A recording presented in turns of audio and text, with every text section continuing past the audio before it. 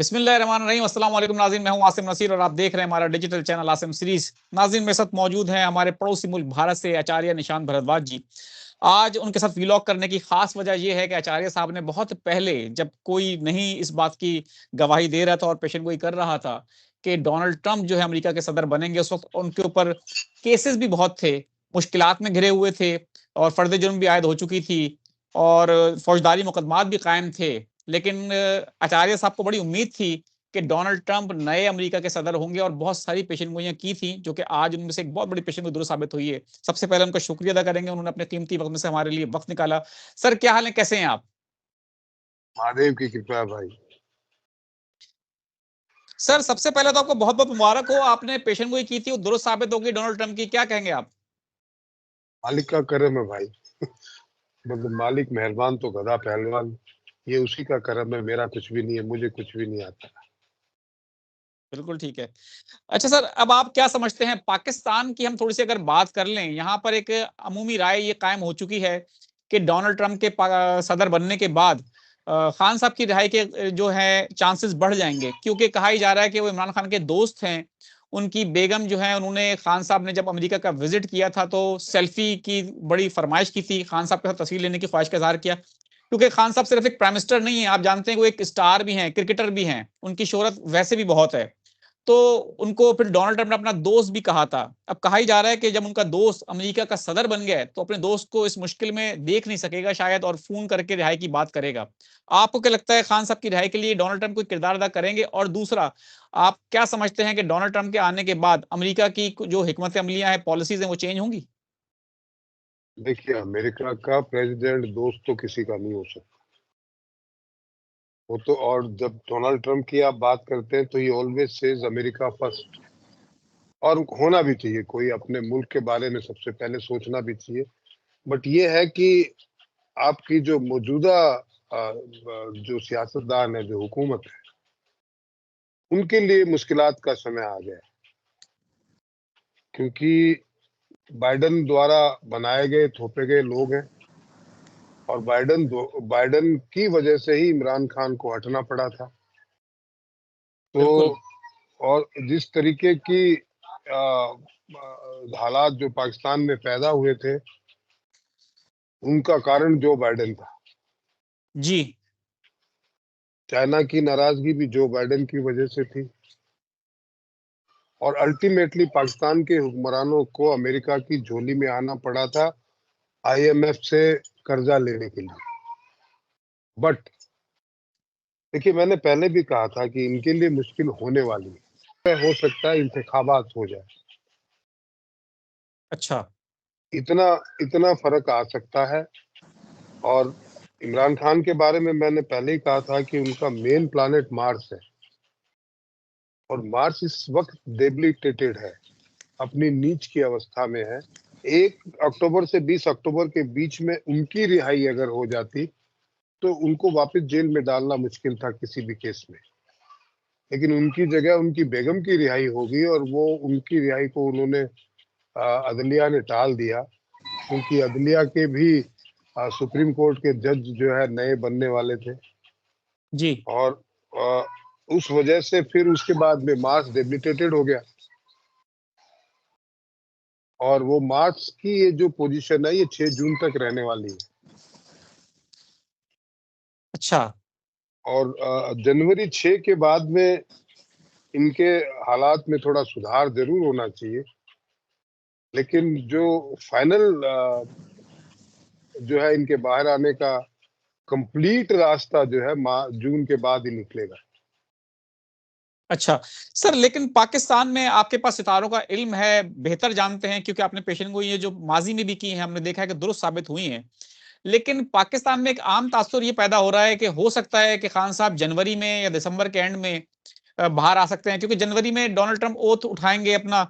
क्योंकि पाकिस्तान में एक बड़ा स्ट्रांगली वो तासुर कायम इसलिए भी हुआ है कि जुल्फी बुखारी साहब ने कहा है कि जब हमने मुहिम की थी तो वहां पर हमारी डोनाल्ड ट्रंप की टीम के साथ मुलाकातें भी हुई हैं, 2 से ज्यादा मुलाकातें हुई, उन्होंने कहा है। और उन्होंने कहा है कि हम दोबारा डोनाल्ड ट्रंप की टीम से रिक्वेस्ट करेंगे कि प्रेशराइज किया जाए, खान साहब की रिहाई के हवाले से इकदाम किए जाएं। और ये ही बात तहरीक इंसाफ के एक रहनुमा है जो तर्जुमान भी रह चुके हैं, रऊफ हसन साहब, उनका भी यही कहना है कि हमारी मुलाकातें तो हमारी टीम की हुई हैं डोनाल्ड ट्रंप की टीम से। तो आप क्या समझते हैं कि बड़ी यहाँ पे उम्मीदें कायम करके बैठ गए पाकिस्तान तहरीक-ए-इंसाफ के वर्कर भी हैं, कारकुन भी हैं और जो सपोर्टर भी हैं कि 2 से 3 महीने में रिहाई हो सकती है। क्या कहेंगे आप?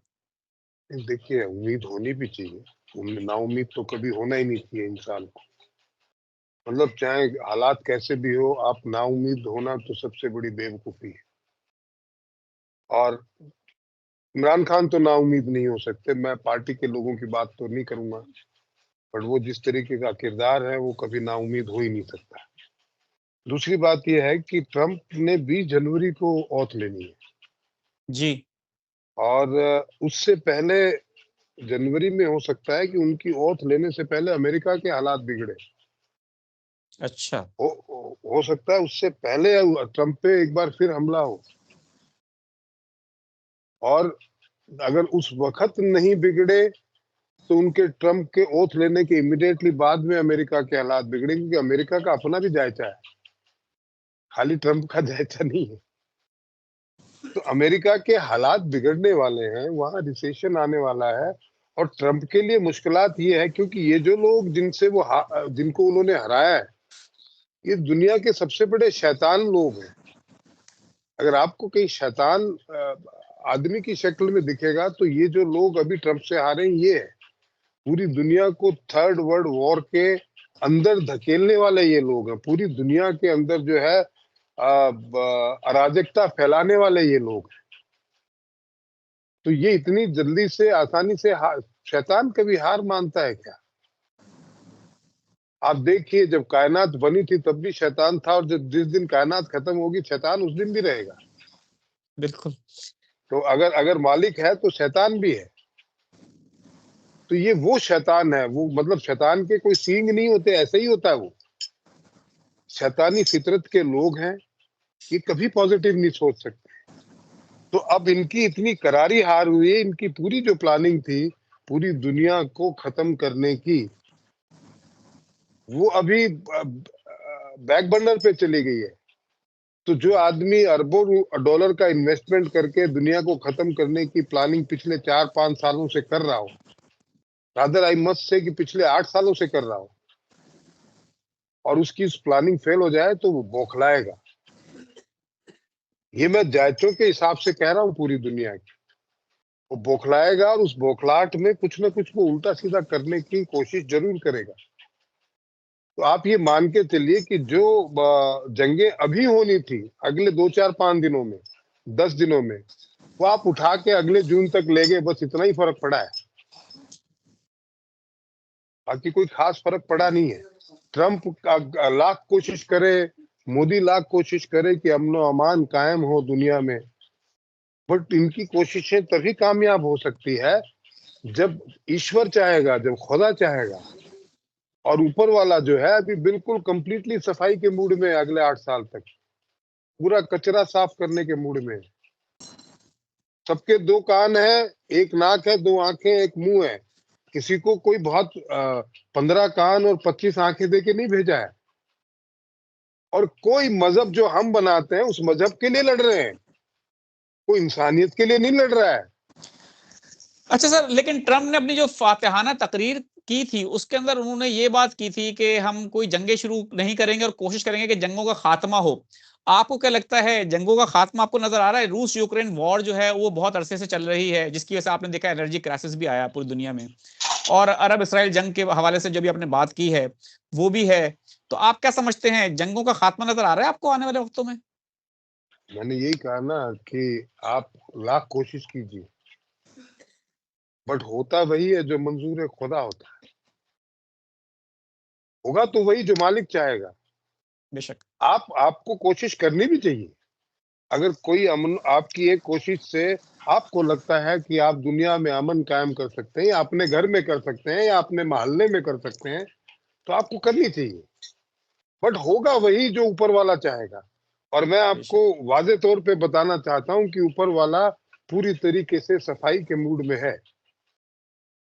मूड बिल्कुल में ही ठीक है। नहीं है, उसने इस बात को दुरुस्त कर दिया है कि अब अगले 8 सालों में सफाई करनी है। मैं तो सितारों के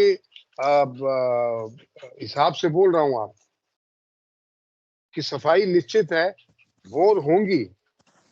हाँ, ये है कि रूस यूक्रेन के हवाले से अगर हम बात करें तो यूक्रेन में बर्बाद होने को कुछ बचा ही नहीं है।